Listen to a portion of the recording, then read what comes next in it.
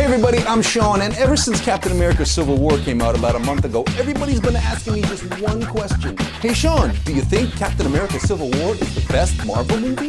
They're not asking me if I liked it. I guess that's a pretty safe assumption that I did. They want to know if I think it's the best one. When other critics have done their lists ranking the Marvel movies, I'm reading it and I'm thinking, these guys are way out to lunch on some of their rankings. When I'm talking to friends and stuff, how I rank them always turns into this huge heated debate. So I want to share my list with you, and you can let me know in the comments what you think. Ranking all 13 of the Marvel Cinematic Universe movies, number 13 is Thor. I'll level with you, I didn't see it. This movie came out before I had success with YouTube, and back then, I couldn't even afford to go to the movies. A so-called friend, who wasn't even into superheroes until he started hanging out with me, went around me and found a way to get into the preview screening just so he could lord it over me that he got in and I didn't. We're not friends anymore. Number 12 is Thor: The Dark World. I did not much like this movie. I don't think a lot of you did. The acting was not up to par. There was no chemistry between the romantic leads. The plot was all over the place. I'm sitting there bored watching it. And Kat Dennings seemed like she had been digitally removed from another movie and put into this one. Number 11 is The Incredible Hulk. I was really excited because they filmed it here in my hometown of Toronto. In fact, in the description, I'll link you to a rap video I did years ago, where the day we went out to shoot it just happened to be the same day that they had just dressed this long stretch of Toronto's busiest street to get it ready to shoot the big battle from the finale of the movie that night. So thanks, Hulk, for the free production value. Number 10 is Iron Man 3. I kind of don't get it. People say they like this movie, but I think it's the weakest of the Iron Man movies. I like what they were going for, and I respect that they were trying to take really big risks, but I don't think those risks paid off. Also, you're watching this whole movie, you're going, where's Iron Man?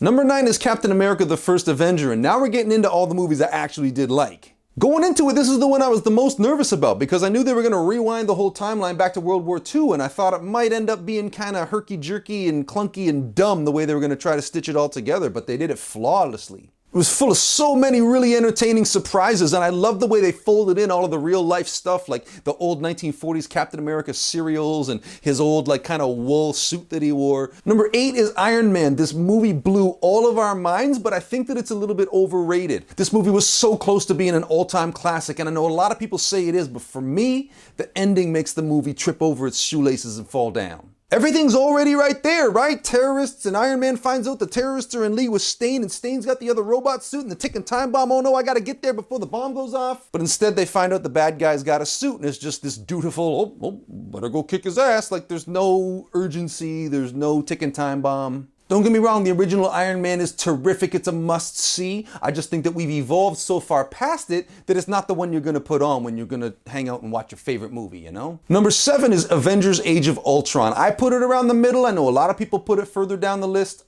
For me, I loved it. I thought the action was great. I thought it tried so many new things. I thought it evolved the formula. I loved the villain. You can go back and look at the review I did of that movie when it first came out. There was just so many emotional moments in it for me. I loved it. Number 6 is Iron Man 2. This is another one that I think I like a lot more than most people, but I also insist that sort of the fan backlash to this movie in the years since has been more about how bad they wanted Avengers, not the next Iron Man, not as much to do with the movie on its own merits. I loved the Mickey Rourke villain. I loved how they tied it into the Stark family history. I thought Justin Hammer was just so captivating and watchable, and the whole thing comes together in this brilliant conclusion. To me, Iron Man 2 just feels really different and original. I think it's terrific, and I wish more people liked it as much as I did. Number 5 is Ant-Man. Oh, what a great surprise this was. Michael Douglas was terrific. The CGI to make him younger for the earlier scenes was great. It's just so entertaining, and the performances from everybody in it just take it over the top. Everybody's bringing their A-game. This was the one where Marvel figured out how to make an awesome trailer. They gave you a lot of cool stuff in it, but they saved some of the best surprises for after you've paid your money and you're in the theater. And they showed us something we hadn't seen before. They used all that budget and all the huge special effects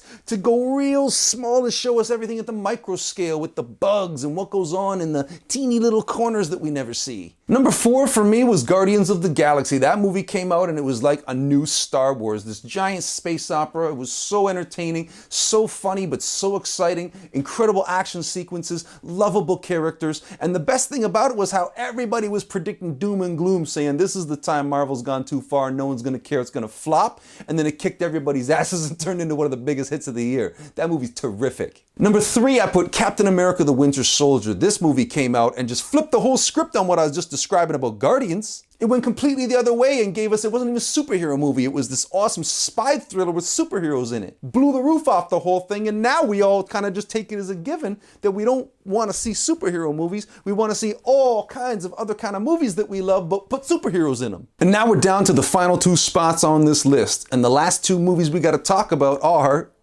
Captain America Civil War and the original The Avengers. And between those 2, the one I put at number 1 is The Avengers. And the reason why is because I don't think in this particular case you can separate the event from the movie itself. Think back to that magical summer of 2012. What a time to have been a superhero fan. You had The Avengers, the culmination of the whole Marvel movie thing all coming together and the anticipation around that, and the final of the Nolan Batman trilogy movies, and the first of the new Spider-Man movies, all coming out within a few weeks of each other. For any kind of pop culture event like a movie where there's the huge build-up and the anticipation and then it actually paid off and it was as good as we wanted it to be, The Avengers on a scale like that has got to be at the top of the list. Captain America Civil War is a great movie. It was so entertaining and so good and just had so much to say. The new characters were all amazing and lovable. The performances were terrific. Everybody brought their A game. The story was gripping and compelling.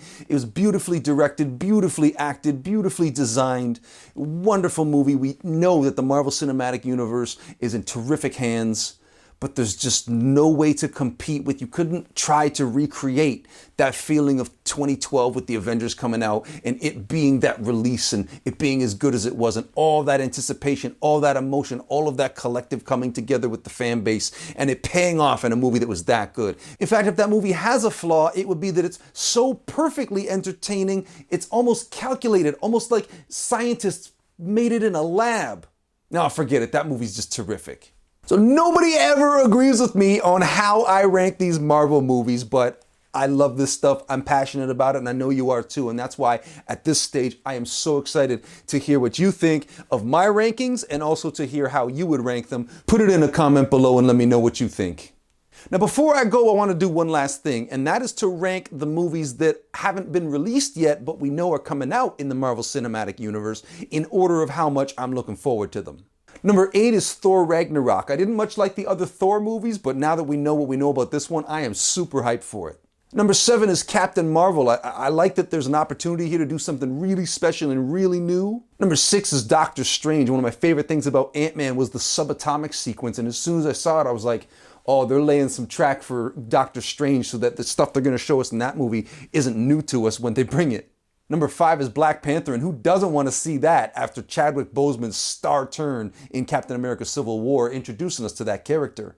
Number 4 is Infinity War. I just took part 1 and part 2 and took it as one thing. I know they're changing the title, but they haven't yet. But this one's going to be crazy. We're all going to go. It's going to be incredible. But it's also going to be a little bit sad and bittersweet for the fact that it's kind of the end of the MCU as we know it so far. Number 3 is Guardians of the Galaxy Volume 2. I know that Infinity War, any Avengers movie is going to do bigger business. It's probably going to get better reviews, but Guardians of the Galaxy Volume 2, the first one was just so entertaining, I can't wait for the second one. Number 2 is Ant-Man and the Wasp. Oh man, when we saw that end credit scene in Ant-Man and she looked at the suit and said, about damn time. We knew she was going to be in it, but now that we know that they're going to be a team and like share top billing, I can't wait for this movie. And number 1, as if it was going to be anything else, is Spider-Man Homecoming. What more do I need to say about that? You may have noticed some changes taking place here in the channel, and I just wanted to let you know that it is working out great. The channel is exploding right now, and it is all thanks to you watching these videos, sharing the videos, giving the thumbs up, leaving your comments below, and subscribing, coming back for more. So make sure you subscribe for superhero news, comedy, reviews, all the stuff you love right here in The Sean Ward Show. Thanks so much for everybody. We'll see you real soon.